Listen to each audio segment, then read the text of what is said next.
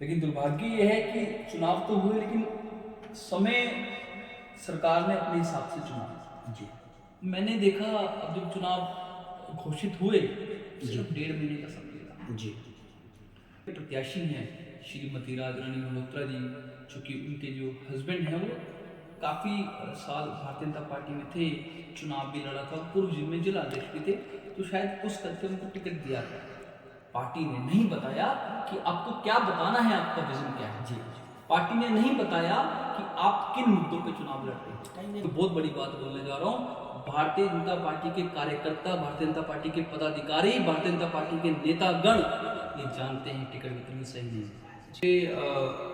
मोदी जी की विचारधारा से बहुत प्रभावित था, और ऐसा नहीं है, राष्ट्र हित के लिए मैं आज भी प्रभावित हूँ। जी, लोग जाने वाले हैं, लोगों से मिलने वाले हैं, लोगों की समस्याओं को जानना चाहते हैं, लोगों को जागरूक करना चाहते हैं। तो मुझे लगता है पिछले कुछ सालों में हरियाणा का जो विपक्ष है वो गूंगा हो गया है।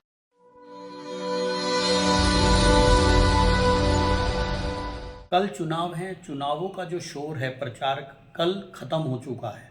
कल चुनाव है, ऐसे में गुरुग्राम लोग, अगर मैं बात करूंगा नगर निगम में, लोग असमंजस में हैं कि वोट किस बिहाफ पे करें। आज मैं एक सार्थक चर्चा करने आया हूं जनसेवक क्रांति पार्टी के राष्ट्रीय अध्यक्ष हमारे साथ हैं अंकित अलग जी। उनसे एक वार्तालाप करने के लिए आया हूं कि क्या जनसेवक क्रांति पार्टी कितने इस चुनाव में दूर रही है, कितना इसमें पास रही है, और चुनाव को लेकर किस तरीके से देखती है। अंकित जी नमस्कार। नमस्कार जी। अंकित जी, कल चुनाव है, 2 तारीख का पूरी हरियाणा को पूरा इंतजार था। किस तरीके से देखते हैं गुरुग्राम में किस हालातों के चलते जनसेवक क्रांति पार्टी ने अपनी जो इस समय की जो भागीदारी है वो रखी है, और गुरुग्राम का जो वोटर है वो क्या देख रहा है इस समय? देखिए, सबसे पहले मोहित जी नमस्कार आपके दर्शकों को। ज़रूर हम सबको इंतज़ार था एक लंबे समय से कि हरियाणा में और गुरुग्राम में नगर निगम चुनाव हों, लेकिन दुर्भाग्य ये है कि चुनाव तो हुए, लेकिन समय सरकार ने अपने हिसाब से चुना। जी, मैं तो यूँ कहूँगा, सुविधाजनक हिसाब से चुना, कि उनकी सुविधा जिसमें थी उन्होंने उस हिसाब से चुना। और गुरुग्राम के लोग पिछले मैं अगर बात करूं तो तकरीबन 8 सालों से इस बात को लेकर के परेशान थे कि जब चुनाव आएगा तो हम अपना पार्षद बदलेंगे, क्योंकि काम नहीं हो पा रहे थे।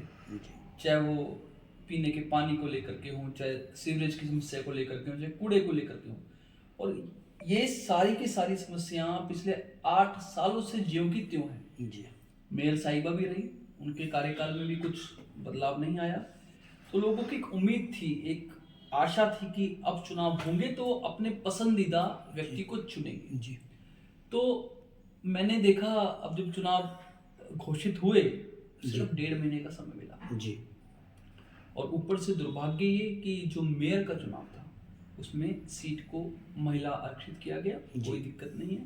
उसके बाद बीसीए आरक्षित किया गया, जिसमें लिमिटेशंस होती हैं कि इतनी पॉपुलेशन के अंदर और गुरुग्राम जैसी मिलेनियम सिटी, कॉर्पोरेट सिटी के अंदर ऐसे व्यक्ति को चुनना जो बीसीए भी हो और महिला भी हो। जी, तो ये सब पार्टियों के लिए मैं कहूँगा कि चुनौतीपूर्ण था। लेकिन अभी हाल ही में भारतीय जनता पार्टी ने एक कैंडिडेट दिया, और मैं अगर एज अ गुड़गांव का निवासी देखूं तो मेरा गुड़गांव का प्रथम नागरिक कैसा होना चाहिए, गुड़गांव को चलाने के लिए कैसा मेयर होना चाहिए, मेरी थॉट अलग थी।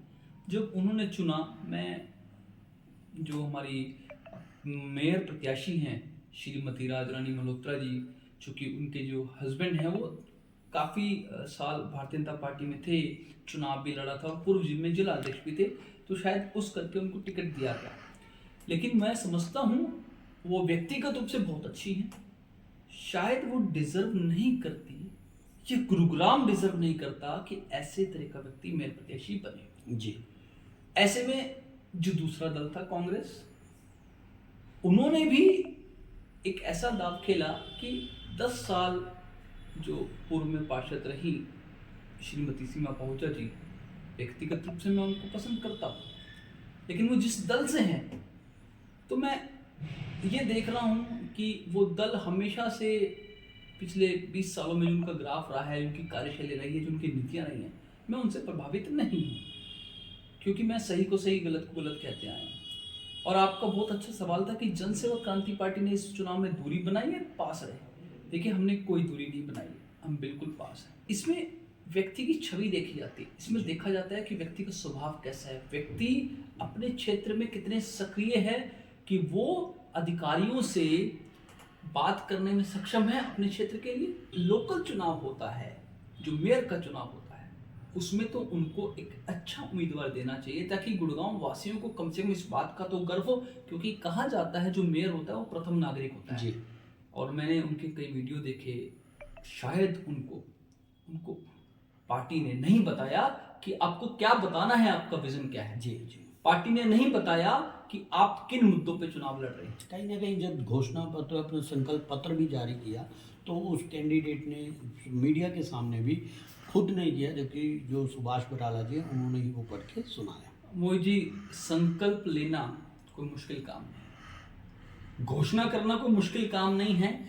संकल्प लेकर के जो घोषणा की, उसको धरातल पे उतारना एक महत्वपूर्ण काम है, एक अहम भूमिका होती है, जिसका प्रमाण आप पिछले 8 सालों में देख सकते हैं। जी। जो पूर्व में मेयर रही, कम से कम बोलती तो थी, कम से कम जो कर चुकी थी उसको बताती तो थी।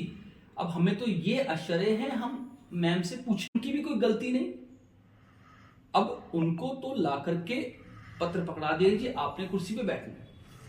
तो ये परंपरागत राजनीति है मोहित जी। पिछले कुछ सालों में देखा गया, पार्षद उम्मीदवार भी जो होते थे, जो महिला आरक्षित सीट होती थी, महिलाओं के नाम पे पुरुष ही लड़ते थे, महिलाओं को आगे किया जाता था, लेकिन कुर्सी पे पुरुष बैठते थे। इसके जीते जागते उदाहरण हमारे पास हैं।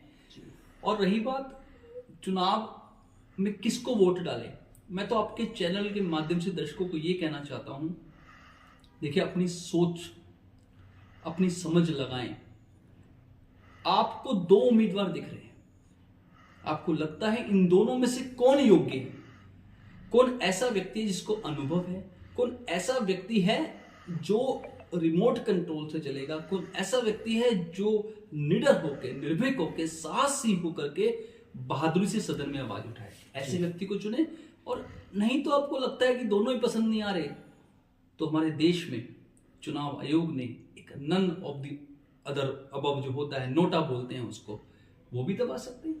तो मैं तो यही कहना चाहता हूं कि आज हमारे गुड़गांव का दुर्भाग्य है, मैं कॉर्पोरेट का आदमी हूं, मैं एक व्यापारी भी हूं, एक पॉलिटिशियन भी हूं, एक दल को भी चला रहा हूं। मैं समझता हूं कि ऐसे व्यक्ति को चुनना चाहिए जिसको चुनते वक्त हमारी आत्मा रोए ना, जिसको चुनते वक्त हमें शर्म ना आए, जिसको चुनते वक्त हमारे हाथ ना कांपे।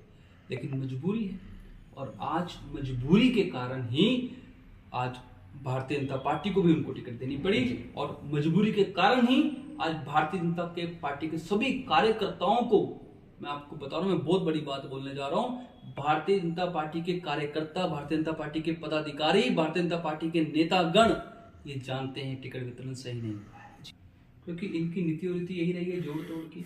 तो कोशिश करते हैं कि भाई अगर कोई बागी हो गया, वो अगर जीत भी गया चुनाव, और लोगों की मानसिकता भी ऐसी बना दी गई है कि भाई जीतेगा तो यही तो आएगा, मेरा ही तो है जी, अभी तो लड़ करके चुनाव लड़ रहा है, मेरे से लड़ा, लड़ाई हमसे करके गया टिकट के चक्कर में, और अब फिर हमसे लड़ाई लड़ रहा है जी, और जब जीत जाएगा तब अपना है, घर वापसी हो जाएगी। ये एक्चुअल में लोगों को सोचना पड़ेगा। तो कहीं ना कहीं टिकट वितरण को लेके आपने कहा कि वो स्पष्ट नहीं हुआ, सही नहीं हुआ। दूसरा, गुरुग्राम की जनता असमंजस में है, जिस तरीके से देखते हैं कि अनुमान के मुताबिक कौन जीत रहा है, कौन हार रहा है। देखिए, मैं ऐसे तो नहीं बता सकता मोहित जी की कौन जीत रहा है, कौन हार रहा है। मैं तो सिर्फ इतना कहूँगा, जो भी जीते वो गुड़गांव का विकास करे।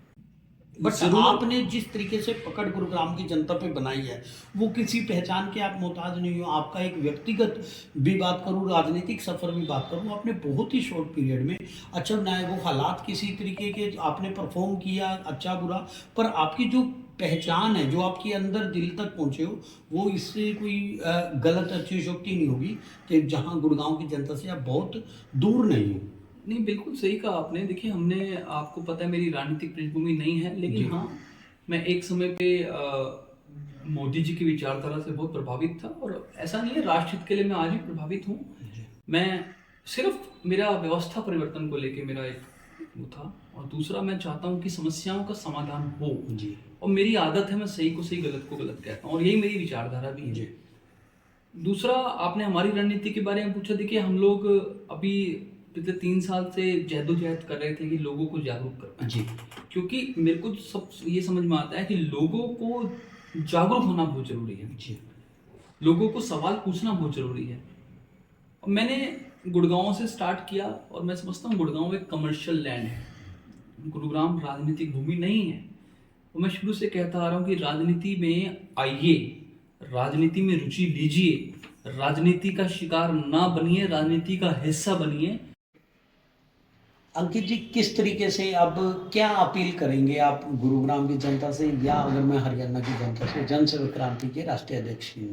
देखिए, मैं आप सबसे ये अपील करता हूं, एक विपक्ष जो होता है वो लोकतंत्र में सबसे ज्यादा मजबूती वाला विपक्ष होता है, क्योंकि उनकी आवाज से ही पक्ष काम करता है। और मुझे लगता है पिछले कुछ सालों में हरियाणा का जो विपक्ष है वो गूंगा हो गया है, वो लूला हो गया है, वो लंगड़ा हो गया है, वो पक्ष के सामने निष्पक्ष होकर के बात नहीं कर पाता है। तो एक हरियाणा में मजबूत विपक्ष बनाने के लिए हरियाणा में अच्छे लोग आए, मिल करके सरकार से बात कर सकें, सदन में बात कर सकें, तो जनसेवक क्रांति पार्टी अपना एक सदस्यता अभियान चलाने जा रही है जिसका नाम होगा मिशन 2029। और ना सिर्फ गुरुग्राम में, हरियाणा के 22 जिलों में, हरियाणा की 90 विधानसभा में हम लोग जाने वाले हैं, लोगों से मिलने वाले हैं, लोगों की समस्याओं को जानना चाहते हैं, लोगों को जागरूक करना चाहते हैं। तो आप अगर मेरा वीडियो जिस तक पहुंचे, मैं चाहता हूं कि अगर आपको लगता है कि हमें जागरूक होना चाहिए, हमें सवाल पूछने चाहिए, हमें विपक्ष की भूमिका निभानी चाहिए, तो आप जनसेवक क्रांति पार्टी से जुड़ सकते हैं। जनसेवक क्रांति पार्टी पूरे हरियाणा में अपना संगठन बनाना चाहती है, पढ़े लिखे लोगों को लाना चाहती है, युवाओं को आगे लाना चाहती है, महिलाओं को आगे लाना चाहती है। तो आप जुड़ें और हाथ से हाथ मिला करके, कंधे से कंधा मिला करके और एक सुर में इस सरकार के साथ बात कर सकें, अपने हक की लड़ाई लड़ सकें। जय हिंद, जय भारत।